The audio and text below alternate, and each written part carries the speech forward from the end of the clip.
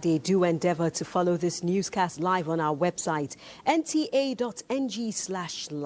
NTA is also on X as NTA News Now. And do follow us across social media. Our handles are displayed on the screen. Stay tuned for an evening of informative and engaging news. Let's get started. President Bola Tinubu is promising support and steps to address various challenges confronting the power sector, particularly in the generation of value chain. The president addressed chairmen of the power generation companies led by the Minister of Power Adebayo Adelabu. State House correspondent Musbao Danwahab reports. President Bola Tinubu is opening a new chapter to solving another fundamental challenge in Nigeria, power. He opted to hear from leaders in one of the critical subsectors of power on the issues hampering progress despite investment in the sector over the years. Minister of Power highlighted progress recorded, including the deregulation and mass metering toward addressing fundamental issues in the sector. Stabilization of the national grid through the activities of the Presidential Power Initiatives, which we all know as Siemens project, that has added over 700 megawatts of transmission capacity to the grid capacity. We have recorded zero grid collapse since the beginning of this year, these 8 months running. We are all aware of what we passed through last year due to vandalization of our national assets. But then, there are lingering issues including financing, confronting the key players, and the level of indebtedness to the generation companies accumulated over the course of 10 years. About 6 power plants, and they are currently underperforming. The question is, how do we energize them and give them gas? They are underperforming because the gas suppliers have not been paid. They are being owed. They are being owed, and basically they are not investing as well in putting in more gas into the system. Our office will sit with them. We've engaged the audit firms and the legal firms that will sit with us and negotiate a final settlement agreement, and the amounts that are actually validly owed by the federal government are the only things that will make it into the issuance by DMO.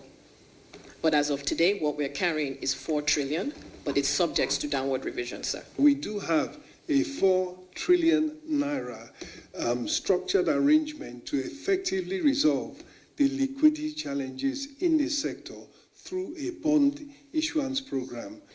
I know you're trying, you didn't create this problem, but please, sir, just so that we can complete and advance the transformation you've started, because power is critical for it. Please help look into this, sir. President Tinubu expressed his understanding of the issues. We recognize the fact that without power, industrialization, and even human life is impossible. Well, I've listened to the Minister of Power that we are improving, and I accept that. We are not where we should be yet in the power generation. While promising interventions on the issues, President Tinubu indicated that proper interrogation will be done to arrive at lasting solutions. Give us time to do verification and validation of numbers. So I assure you, the economy will grow and we will consume more energy. We'll be in position to pay our debts. We'll give you papers to trade, and they will give you lines to ensure continuity in the business. I have to put life support in place for the private sector investors to really have a life and not die in process. The key players expressed belief in the ability of the president to address challenges in the sector like he has done in other sectors to achieve overall results. From the State House, Musbao Danwahab, NTA News. Meanwhile, President Bola Tinubu has met his old colleagues who were pioneer governors in the Fourth Republic beginning in 1999. The former governors, known as Class of 99, were led to the State House by Chairman and former Governor Edo State, Lucky Igbenedion. 12 of the former leaders, including the Secretary to the Government of the Federation, George Akume, governed their respective states when President Tinubu was the governor of Lagos State. The meeting lasted more than an hour behind closed doors. Afterwards, Chairman of the group, Lucky Igbenedion, revealed that the meeting was to commend the president for his various programs and policies, as well as offer advice on how to achieve expectations of Nigerians.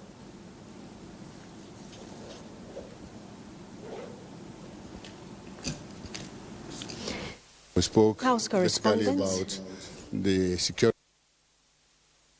in the situation of the nation, the economy, and of course agriculture. The president showed his concern about these various issues that we came to discuss with him, and we also provide our own solutions about how he can go about bringing about succor to the people, that the people, especially in the rural areas, are feeling the impact of the harsh economy. And he assured us that he's looking into it.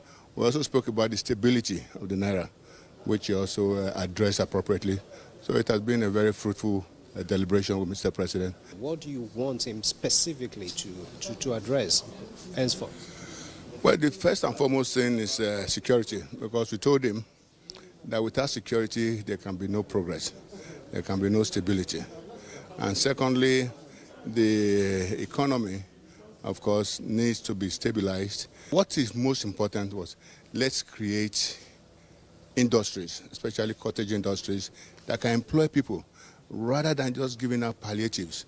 We employed on him to try as much as possible to create cottage industries in all the local governments of the Federation. State House correspondent Musbau Danwahab reports that this is the second time the Class of 99 is visiting the president at the State House. Vice President Kashim Shettima has restated the federal government's resolve to reposition Nigeria's education sector, reaffirming the Tinubu administration's efforts at mobilizing both public and private sector support to uplift institutions such as the University of Ibadan, Nigeria's premier university.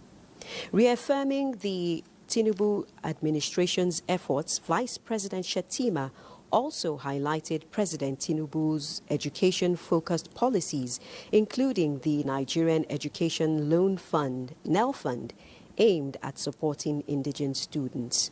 This was during a courtesy visit by the management of the University of Ibadan, led by the Vice-Chancellor, Professor Kayode Adebowale, to the presidential villa.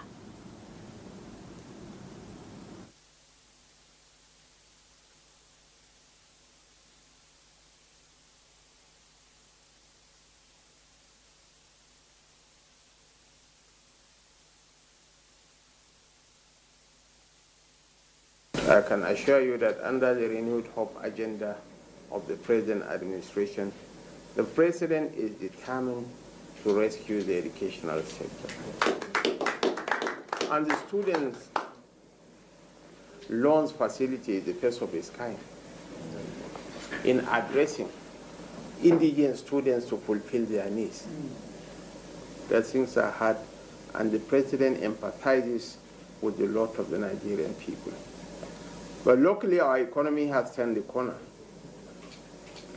We have crossed the Rubicon and we are on a path to sustain growth. If you look at the tax revenue of the federal government, it jumped by 43% in the first quarter to 14.73 trillion naira. Those that are friends of the university, we made them UI at 75 ambassador extraordinary. And we thought that for the position that you have assumed, and being an alumnus of our university, we exceptionally put you at a class. And the class is that we will carry out the investiture and induct you as UI at 75 ambassador plenipotentiary, and you will be the only person to be done so. The delegation explained that the award given to the Vice President as UI at 75 Ambassador Plenipotentiary is the first in the university's history. This is in recognition of his contributions to both the public and private sectors. Nigeria's digital economy is growing, and so are the risks faced by citizens who are increasingly becoming active online, ranging from identity theft to unauthorized data exploitation. To address these concerns, the federal government plans to train 1 million data protection officers within the next 3 years. Olainka Uju reports that the launch of the Youth Data Protection Awareness Program is expected to spark a national movement of digitally literate and security-conscious young Nigerians. Digital technologies have opened new doors for learning, entrepreneurship, civic engagement, and creativity. However, they also expose users, particularly young people, to serious risks. 29-year-old Dumbari Zabe knows too well. While I was there at the event, I received a call on my WhatsApp. Please click on this link immediately.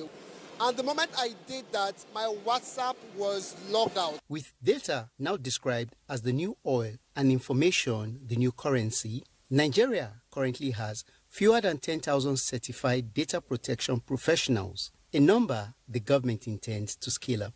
Another part of it is the ability of this sector, of this sector to create jobs. Section 32 of our law says that every data controller and processor in Nigeria must engage the service of a DPO. It enables us to understand the challenges we face so we can design and implement effective solutions as we monitor and evaluate our progress. With the right training, they become custodians of their privacy, defender of their national digital sovereignty, and creator of economic value. We will work with all partners to make sure that the YDPAT is a model for Africa and beyond. With the flag off of the Youth Data Protection Awareness Training, young Nigerians like Dumbari are set to move from basic awareness to active participation in building a more secured, data-protected digital future. Olainka Uju, NTA News. Behind every bank vault is a promise that your money is safe.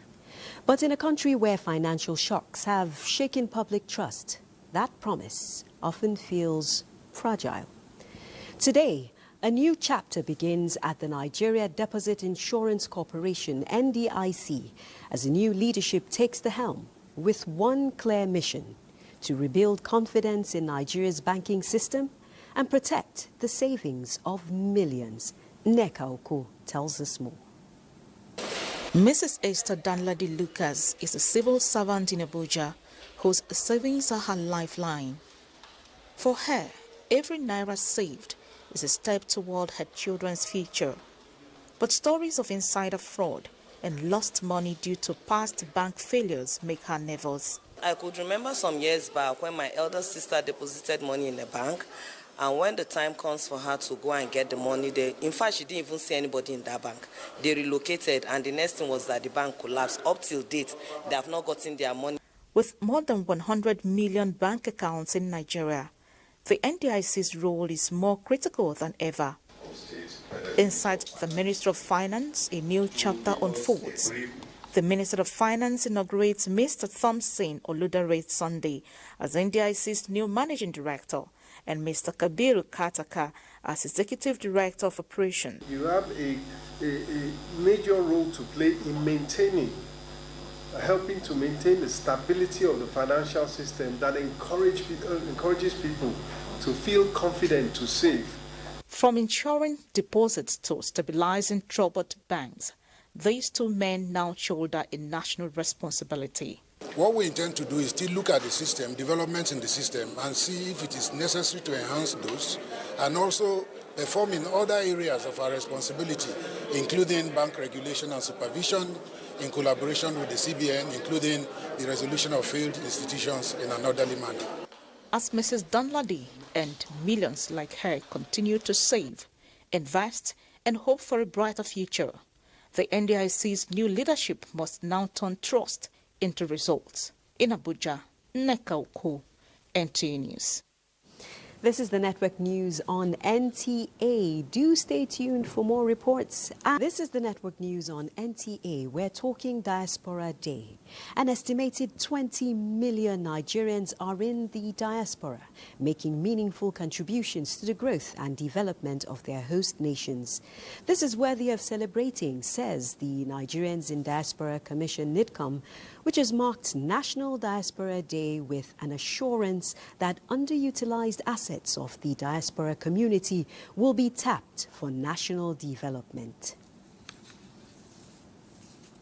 Years now, the National Diaspora Day has continued to influence global conversations and spearheaded innovations, development and growth. In 2024 alone, remittance from Nigerians abroad exceeded $20 billion, surpassing foreign direct investment through an armory of knowledge, skills, network and goodwill. These resources facilitated development across regions of the country. Over the years, Nigerians in the diaspora have proven themselves as resilient change makers, solution providers, and proud ambassadors of our great nation, Nigeria. Nigerians in diaspora are seen to be actively involved in policy formulations, housing development, health, education, science and digital technologies, including mentorship through initiatives such as the National Diaspora Policy, Nigerian Diaspora Investment Summit, and the Data Mapping Project. The day is about moving beyond sentiment and statistics to sustainable framework for a greater Nigeria. Meanwhile, Diaspora Day has kicked off with the federal government describing the remittance from the Diaspora Commission as one of the top sources of foreign exchange, amounting to $20 billion. The Secretary to the Government of the Federation, George Akume, says through initiatives like the Diaspora Investment Summit and Housing Scheme, diasporans have contributed to national development. An enabling platform for effective policies for the diaspora with a view to galvanizing your support for this administration and concretizing our democracy. No country has the human capacity that we have as Nigerians in the diaspora. And I'm proud of every Nigerian everywhere in the world. So we have this compendium. When you look at it, there's no Nigerian. In fact, we don't have space. So we're going to be doing this as often as we can because there are too many of you doing great things all over the world. Fresh from the Diaspora Day celebration at the State House Banquet Hall and straight to the studios of NTA, where she was once a reporter and presenter, is the chairman of the Nigerians in Diaspora Commission, Abike Dabiri Erewa, our special guest. Thank you for coming to discuss Diaspora Day and NIDCOM's efforts at harnessing the potentials of Nigerians overseas. Thank you very much. Nice to be here. You said fresh, maybe not so fresh. It's been a whole day, but I'm glad to be here. Thank you so much for inviting me. You look fantastic. Thank you. Now let's begin with what is special about Diaspora Day and what makes this year's celebration stand out. Well, what is special about Diaspora Day is that it's a day which isn't part of the Nigerian policy to celebrate diasporas all over the world. So we have them come home, we have these conversations, and this year we are discussing about optimizing, the human capital of the Nigerian diaspora. And we say, beyond just talking about it, we're taking practical steps. And today was amazing. We had them from all over the world, and we also had almost about 30 African Americans who said, you know what, this is home, and we want to participate. And also very importantly, we had the younger generation of Nigerians in the diaspora. I mean, you'll be so proud of these Nigerians. And the younger ones, there's so much they will do. There's so much they will do. So tomorrow we'll have the Youth Summit. It's going to be a whole lot of fun. And then we have the Merit Award. And now here's the thing. we celebrate Nigerians who, not that they've just succeeded abroad, they've succeeded abroad, but are doing many great things back home, giving back, contributing, knowledge, skills development, investment, and a whole lot of things. So we celebrate them. Also, we have the Association of Doctors, Healthcare Practitioners also on ground for this event, and almost about 20, 30 diaspora groups. So it's been growing, and we hope we continue to stop talking about potentials and the fact that Nigerians at home can work with Nigerians abroad to make an impact and play their own role in the Tinubu administration's renewed hope agenda. So still on making an impact, let's talk about investments. So my next question is actually a two-in-one. What efforts are being made to encourage more structured and impactful investments from diaspora Nigerians, considering that diaspora remittances exceeded $20 billion in 2024 and $90 billion in the last 5 years? How does NITCOM plan to leverage these funds to drive national development? You see, those funds are even remittances just going to day-to-day living, sending to your family, to your loved one for school fees, for Medicare and all that. And we're saying that even beyond investments, beyond remittances, the diaspora can do so much more. We're beginning to say that. They are building hospitals, they're investing in education, they are investing in ICT, the food business, and you will see a lot of them. And that's why we're having this. And also we have the Diaspora Investment Summit in November, where they actually come and talk about investments. And like I said, even beyond the Nigerian diaspora, as one of our guests said today, we have 20 million, 70 million Nigerians thereabouts in the diaspora. What about the 48 million historic African diaspora that want to connect with the motherland, that want to connect back home? They are here saying, you know what, this is not what we expected, this is not what we hear about Nigeria. Why aren't you telling this much stories? So the Nigerian diaspora will help change the narrative about Nigeria, and then we also engage in the historic African diaspora who really want to come to Nigeria to invest. So we have to ensure that we continue to encourage them to even come back. We have Nigerians who have never been to Nigeria. They are here for Diaspora Day, and some came last December, families, who have never been home. So we're encouraging them. Home will always be home. And look at what you can do to make your country a better place. There are challenges, no doubt, some bureaucratic bottlenecks here and there, but the Tinubu administration is doing everything to remove those bottlenecks, providing infrastructure, dealing with security, and also removing those things that could discourage you. And actually, it's a low-hanging fruit having the diaspora saying, you know what, we want to do a whole lot of things in our country. And just as you said, it's a low-hanging fruit ripe for the picking. Thank you very much for offering these insights, and I'm sure Nigerians look forward to celebrating the youths tomorrow at the award ceremony. Thank you very much. I've been speaking with the chairman of NITCOM, Abike Dabiri Erewa, on Diaspora Day. Now, a predecessor President Bola Tinubu has just received his counterpart from the Gambia, Adama Barrow. The Gambian president has visited to condole with President Tinubu over the passing of former President Muhammadu Buhari.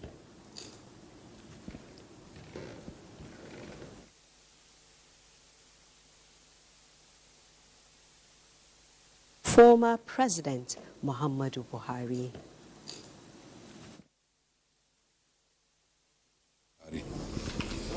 As I just spoke to the president, I told him Buhari was our colleague. He was a friend and he was a brother. He was a father figure to us. And he was a very humble president. A great man, a great president, a great leader. And I think his humbleness, we should all emulate him. If we emulate him, I think that will make us to move a mountain, to move Africa to the next level. Me personally, he contributed for me coming to power. He contributed to make sure that the voice of the Gambian people is respected. He contributed to consolidate democracy in our country. Because of this reason, I cannot be ungrateful. My conscience would not have allowed me to rest without coming here to share my respect with the president and the family of Mr. Buhari. We will remember him.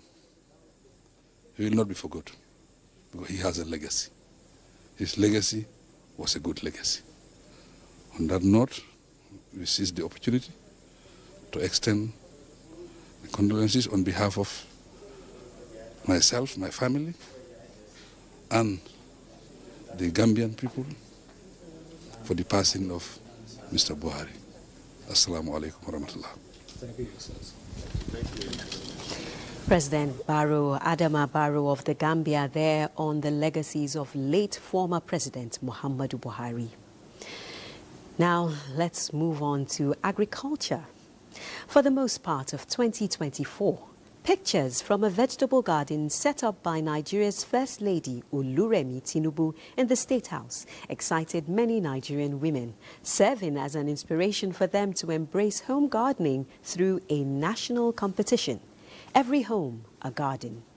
7 months after the competition produced winners, what is the state of that garden in the villa? State House correspondent Adeni Taiwo gives us a glimpse. In the cool of the morning, Nigeria's First Lady Oluremi Tinubu walks to her garden, once at the center of a national competition, Every Home a Garden, set up to promote home gardening and food security in the country. In or out of the competition, the law of sowing and reaping is sacrosanct.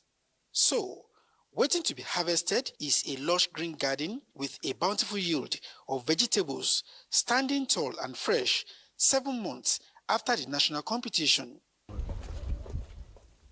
At home in the garden, the First Lady set to task, checking and plucking, gathering and sorting with a mind to eat and to share. Our goal from the beginning is like you grow some and you give to your neighbor. So you can see all my staff are all lined up, ready to get some harvest. But this I am having, the lemongrass tea, I'm going to have that today, and some saint leaves. I'm going to have some ugu too, because I'm making ogbono soup today. So I'm going to have ugu with it. She envisages a sumptuous weekend with a menu rich in vegetables, not just for the first family, but also for every Nigerian who embraces the rewarding practice of tilling available ground around them. Nothing stopping you from, even if it is one small pot, to grow just one veggie that you like. It goes a long way. You can imagine if they take this to the market, how much it will sell for. So this is the only way we can bring the price of food down and it becomes affordable. And then when you are growing older, you need a lot of vegetables instead of fruits. So I'm having that, and also Mr. President loves spinach, so this one will be for just dinner for him or lunch. Beyond the euphoria of the last competition and the positive feedbacks from states, the First Lady insists the Nigerians must eat fresh and healthy, urging them to turn their attention to home gardening. You know, veggie is very good, especially for people with blood pressure. Water leaf is very good. And bitter leaf as well. It cuts down your blood pressure. Ugu too is very beneficial. So all these are beneficial vegetables. And that's why I decided to do veggies. All this, I can tell you, are organic. We are using organic manure. We are not using artificial fertilizer. People who are busy can have a gardener while they're at work. But you see, the end product is still the same. It's still, you have your vegetables. Even after harvesting and sharing, the garden still offers so much more. As in our words, the land is waiting to yield its increase, always. In the State House, Adeni Taiwo, NTA News. Well, the secret to the First Lady's glowing skin is out. Thank you for showing us the First Lady's garden, Adeni. Now, the wife of the Kwara State Governor and chairperson, Nigeria's Governors Spouses Forum, Professor Olu Folake Abdulrazak, has charged women to participate more in the drive to improve the nation's economy and enhance national growth. She's also calling on women to guard against rubella, German measles, which can result in dire consequences if necessary vaccines are not taken to prevent it. Shola Wahid reports. At an event with the theme Domestication of National Women's Economic Empowerment, A panel of discussants spoke on the need to empower women and ascribed various roles to them for speedy economic development of the nation. Wife of the Kwara State Governor and chairperson Nigeria's Governors Spouses Forum, Ambassador Professor Olufolake Abdulrazak, charged women to excel in their various fields of endeavor and also do the needful for the family and national growth. She reiterated the commitment of her NGO, Ajike People's Support Center, to continue advancing the cause of women's economic empowerment, working closely with state and non-state actors.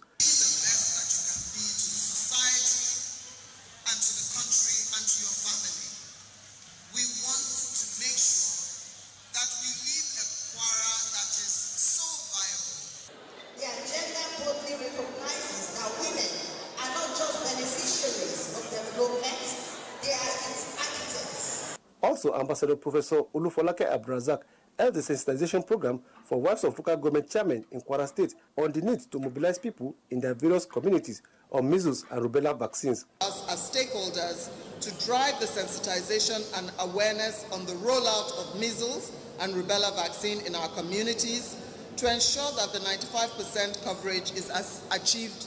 And as such, I commend the proprietary of this event and laud the collaboration between the Center for Wellbeing and Integrated Nutrition Solutions, CWINS, and the Nigeria Governors Spouses Forum. We're introducing the combined dose for measles and rubella vaccine into the routine immunization schedule. For those of us parents who know that we previously had the measles vaccine introduced into at 9 months and at 15 months of age. Relevant stakeholders present at the event also stressed the need to sensitize the people at the grassroots to the dangers of the disease. In Ilorin, Shola Wahid, NTA News. Thank you, Shola. Let's go to Lagos. Hingino John Adams is joining us with the latest developments from the commercial hub. Hingino, what's happening?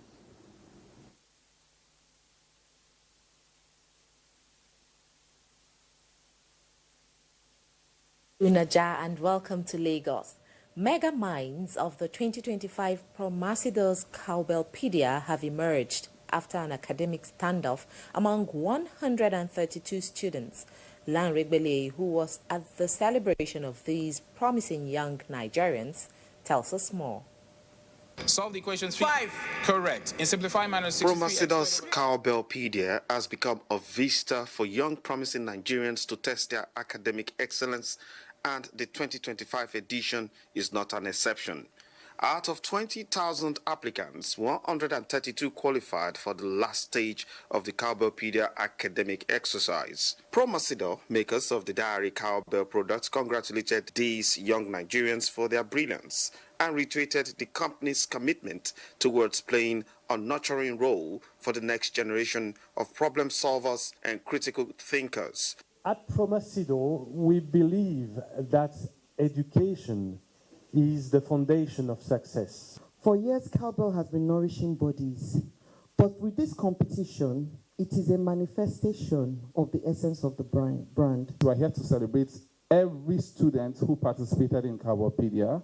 We are happy to say that you've done a very good thing to push yourself out of your comfort zone. It's a platform where dreams are nurtured, talents are discovered, and futures are shaped. For these young champions, this is a defining moment of their dreams and aspirations. If you're doubting yourself or you're ever feeling down, this is a confirmation. I must not lose my focus with God. I must work with Him. I also be diligent in my studies. Parents basked in the euphoria of the spotlight on their kids and expressed their gratitude to Promasido. I'm so glad with what has happened today, that a great seed like this come out from my family. Kenechukwu has always been a dogged fighter, and whenever he says I want to go in for something, tell him it's academic, we always support him. Winners in the parents, schools and teachers categories also had their time of recognition. In Lagos, Lanre Gbele, NTA News. In their own way, some young Nigerians are infusing the 3 Ps of sustainability: people, planet, and profit in their livelihoods. Jennifer Igwe reports that their initiatives mirror the vast potential that can be explored in youth empowerment. happy moment for me. Young Nigerians who earn a living from initiatives that help to address issues and impact lives positively. Ogodo Ogenetejiri earns a living from textile waste right from her house. No expenses on office space. She works with those who make clothes from textile materials to get their discarded pieces. Then, through creativity, Ogodo transforms them into household items and fashion accessories. Adeola Ogunkoya upcycles used tires into lovely furniture and other office and household products. As part of their sustainability plans, these young Nigerians also transfer knowledge to other youths through hands-on training and mentoring. So we have an aim for waste project where we teach them how to make upcycled accessories from waste, like earrings, bangles, and lots more. And so far, after the program, we've been able to impact on over 100 people here in Lagos State, Nigeria, 50 women and 50 students from public schools. People in these rural communities could hardly afford a simple chair in their rooms, but they had this waste littered all around them. So what did I do? Me being a creative person, I introduced them to the creativity in turning this waste in their environment into something beautiful that could afford them a chair in their rooms. Encouraging sustainability enterprises by young Nigerians is crucial because of their capacity to adapt innovative ideas and digital fluency that can help to drive sustainable development and contribute to economic growth in diverse ways. In Lagos, Jennifer Igwe, NTA News. Those are the reports from Lagos. Welcome back from the break. It's now time to talk business. We begin with news that Vice President Kashim Shettima has commended President Tinubu's bold policies for being implemented in the interest of Nigerians and for creating an enabling environment for serious business operations in the country. The Vice President stated this when he met with the newly elected executives of the Nigerian Association, Chambers of Commerce, Industry, Mines and Agriculture, NASIMA, led by the national president, Jani Ibrahim, at the presidential villa. The president speaks your language, the language of commerce. He grew up in that ecosystem. He knows how businesses are run. I can assure you that Nigeria is ready for business. And you are the drivers of change. We'll support you, create the enabling environment for you to prosper. We cannot meet the $1 trillion economy target without your support. Oil prices eased to a 3-week low on negative economic news from the United States and China. The price of Bonny Light crude oil remains $73.80 per barrel at the end of the week. Brent crude futures fell 76 cents to $68.42 a barrel. Following closely is the U.S. West Texas Intermediate crude, which also drops 91 cents to $65.12 a barrel. And now the latest figures of other key commodities.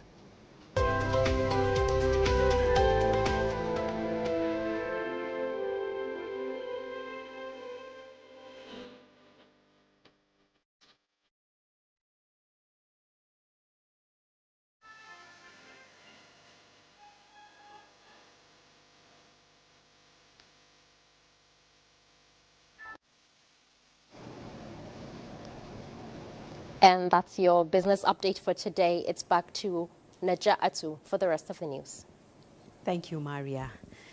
Now let's head to Jigawa State, where the Standing Committee on Fertilizer Distribution has flagged off the annual fertilizer distribution exercise aimed at boosting agricultural production across the state. Under the arrangement, 54 trailers of fertilizer have been allocated to farmers, with 2 trailers distributed to each of the 27 local government areas. Muhammad Musa Askira reports. The fertilizer brand NPK 20-10-10 is being sold at a subsidized rate of 28,000 800 naira per bag, far below the market price of between 46 and 55,000 naira. So far, the state government has purchased the 80 truckloads of fertilizer, spending over 2 billion naira on the intervention, while additional supplies are expected depending on farmers' demand. Governor Umar Namadi, represented by his Chief of Staff, Senator Mustapha Makamakiawa, said the exercise is part of the state government's efforts to ensure timely access to farm inputs and strengthen Jigawa's position as a leading agricultural hub in the country.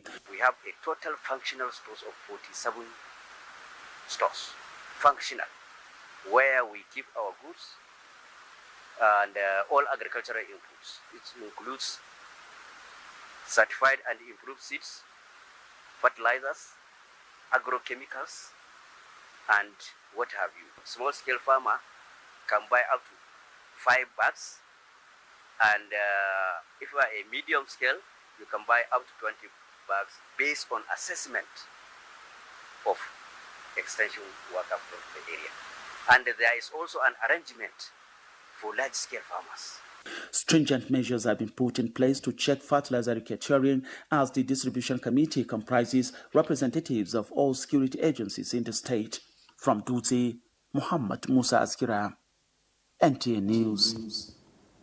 The Nigerian liquefied natural gas has inaugurated 2 secondary schools in Rivers State, Model Boys Secondary School Omoku and Community Secondary School Amadiama, in its second phase of interventions in education, also part of the company's broader program of social impact targeted at national development. Kingsley Amajiri reports. Nigeria Liquefied Natural Gas Company is a major player in the liquefied natural gas production and export. Aside from its core business operations, NLNG prioritizes education in its social investment programs. I'm happy to inform you that phase 1 of this initiative, consisting of 5 schools, was successfully completed and commissioned a while back.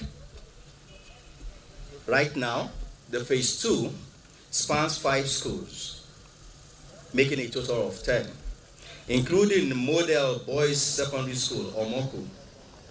This is not just a project milestone, but a continuation of a shared vision to raise the standard of public education in our state. These upgraded facilities are more than bricks and mortar. They are tools for excellence designed to elevate the standard of teaching and learning.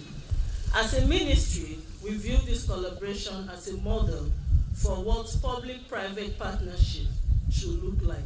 The school principal and students see the investment as an innovation that has redefined teaching and learning, pledging to protect it. When we were still using the other buildings, we always use chalkboards, but now we use marker board and we use marker to write. Our teachers are very happy of it. At Community Secondary School Amadiama, the NLNG restates its commitment to social impact and human capital development in its operational areas. Today, of course, we all know technology is just improving every day. So it's important that we keep up with that pace.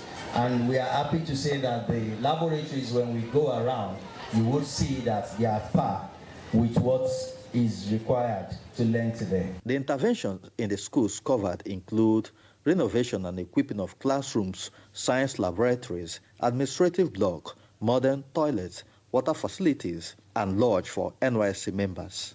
In Port Harcourt, Kingsley Amajiri, NTA News.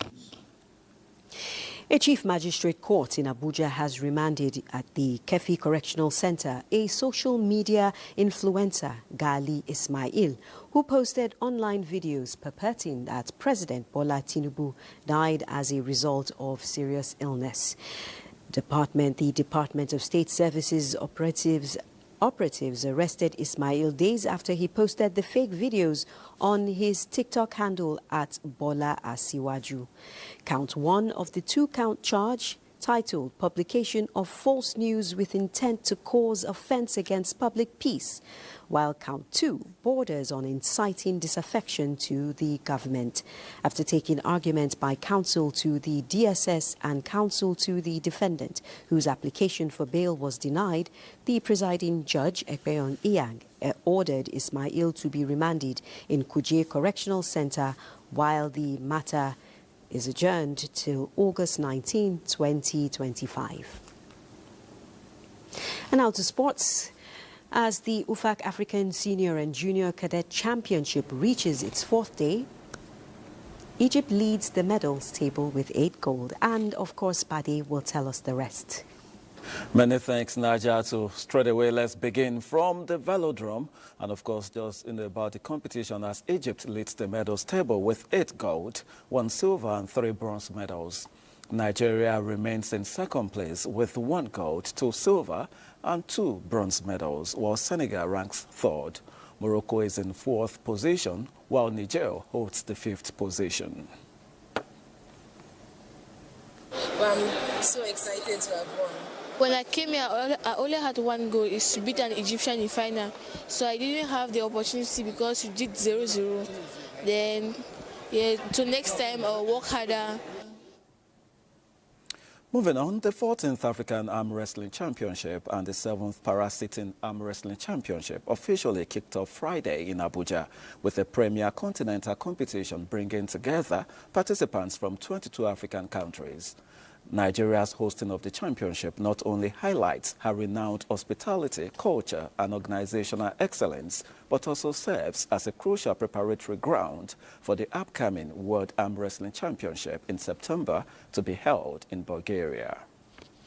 And something that we didn't take twice, and we are doing the right thing.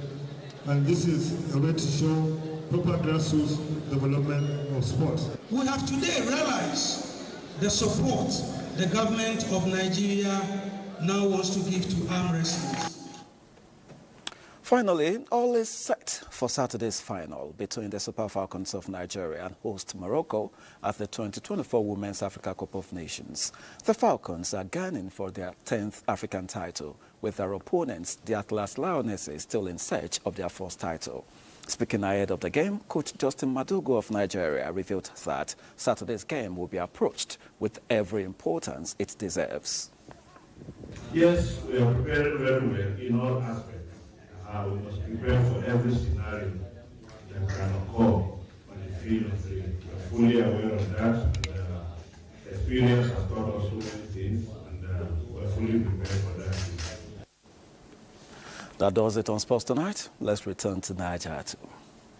Thank you, Badi. We expect the Super Falcons to bring back the cup. Now, President Bola Tinubu has expressed sorrow over the passing of Dr. Ibrahim Bello, the Sarkin Katsina and Emir of Gusau in Zamfara State. The monarch died Friday morning in Abuja, aged 71. President Tinubu describes the traditional ruler's death as a collective loss beyond his immediate domain, citing his lifelong service at different levels, saying that the late Emir will be remembered for his sense of duty, commitment to his people, and exemplary leadership. President Tinubu extends his commiseration to the government, the people of Zamfara State, and the family of the late monarch. On that note, we conclude the network news on NTA. Thanks for being a part of it. I'm Najah Atutijani.